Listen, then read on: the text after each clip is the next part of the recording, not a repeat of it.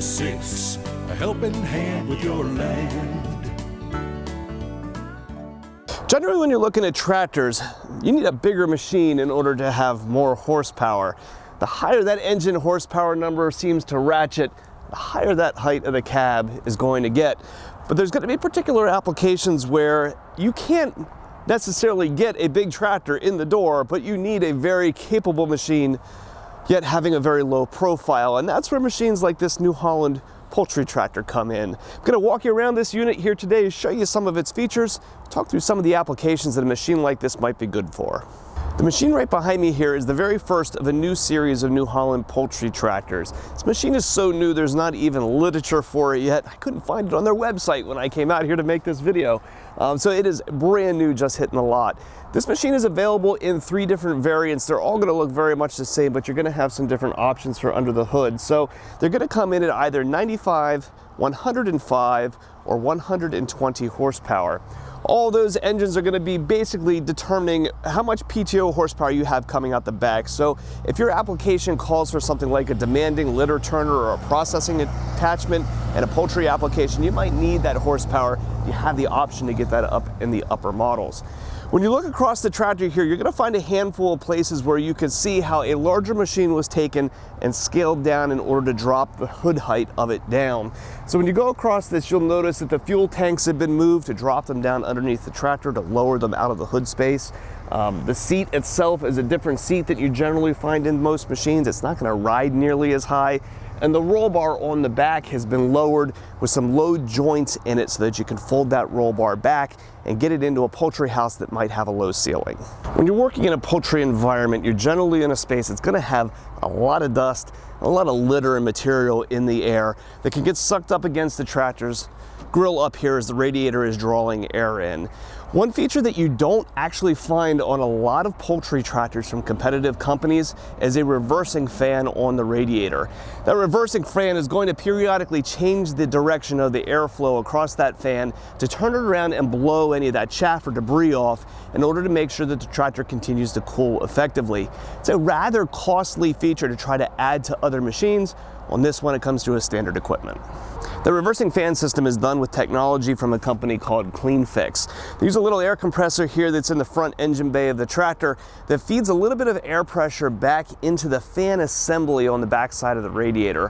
When air pressure goes into that assembly, that pressure rotates a little gear set, causing the actual fan blades to turn. So that actuation of the reversing fan can be changed very seamlessly while the machine is running without a whole lot of fuss. This tractor is packaged with New Holland's new Fast Pick tractor packaging system.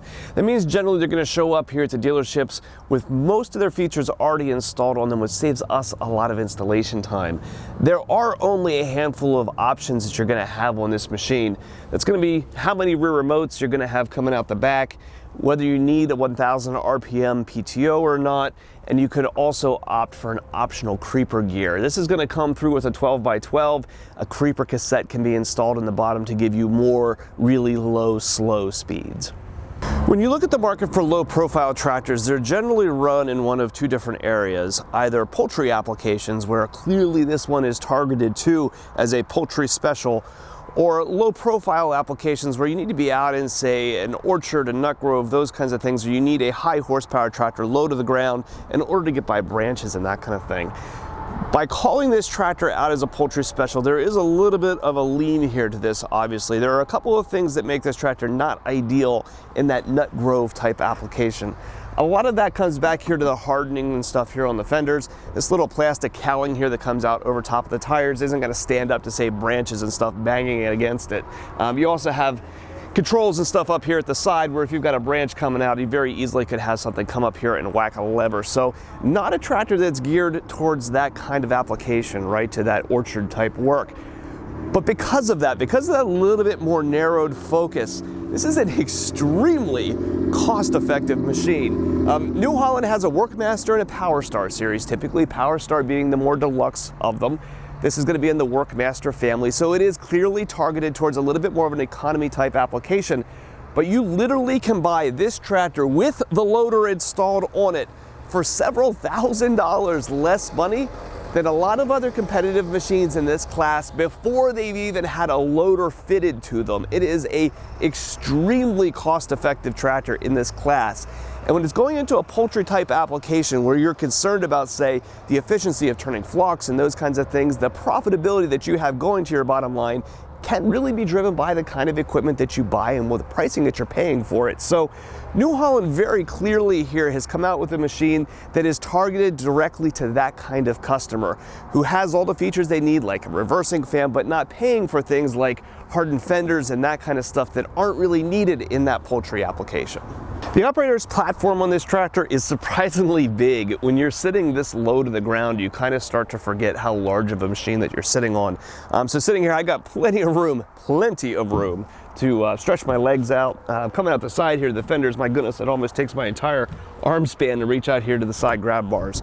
Operationally, all the controls that I'm going to use are easily around the arc up here to the side. So that's generally when we're looking at tractors like this, we tend to like things where the controls are up here and are easy to grab. So your 2 rear remotes, third if you need it, are slotted right here by my side.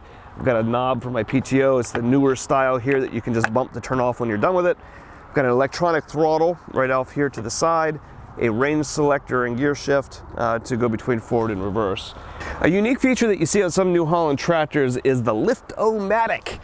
Back here on the right hand side, you have a little switch that when you toggle it is going to run your 3-point hitch the whole way up, and then pushing it then is going to run it the whole way down. That allows you to very easily, say, cycle that hitch up or down as you're going back and forth and making row passes back and forth, as opposed to having to articulate an entire lever back and forth. So this lever down here has a throw of almost 14 inches probably. It has a little bit of resistance to it too. So if you're doing that at repetition, just simply knocking the Lift-O-Matic control right up here at the top is a lot faster and less fatiguing for you. Driving the New Holland low profile poultry special tractor. So this is your fairly typical 12-speed transmission. So I've got 3 ranges down on my left hand side here, 4 gears over on my main stick. My ranges I do need to stop the shift, while my gears I can shift on the fly.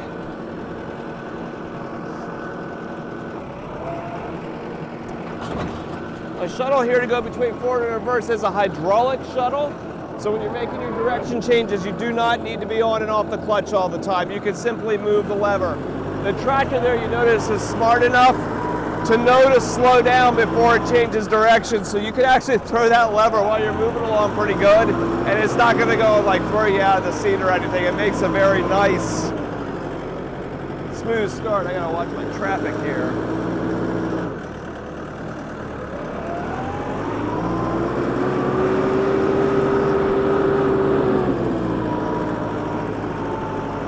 Another nice thing on here too is this tractor's equipped with an air ride seat. I'm always surprised when I run some of this stuff around because most of these manufacturers do like a good, better, best product line, right? So in New Holland world, that's WorkMaster or PowerStar. This is a WorkMaster tractor, but it's got a 12-speed transmission and an air ride seat, right?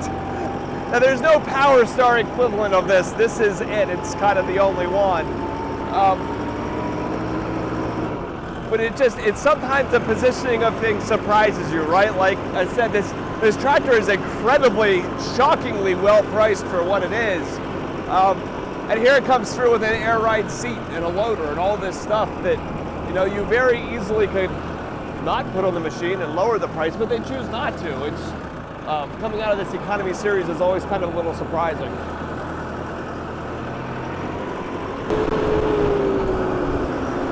That's 19 miles an hour, so it is, it's quick too. I mean, it's, despite its small tires, which is surprising, right? You're gonna think that normally they're gonna build a full-size tractor and then find a way to scale it down, and one of the ways this was scaled down was obviously by putting smaller wheels on it. But despite those smaller wheels and more than likely essentially the same gearing in the transmission as what the full-size would have, it's still quick. Then a handful of operational switches up here on the dash.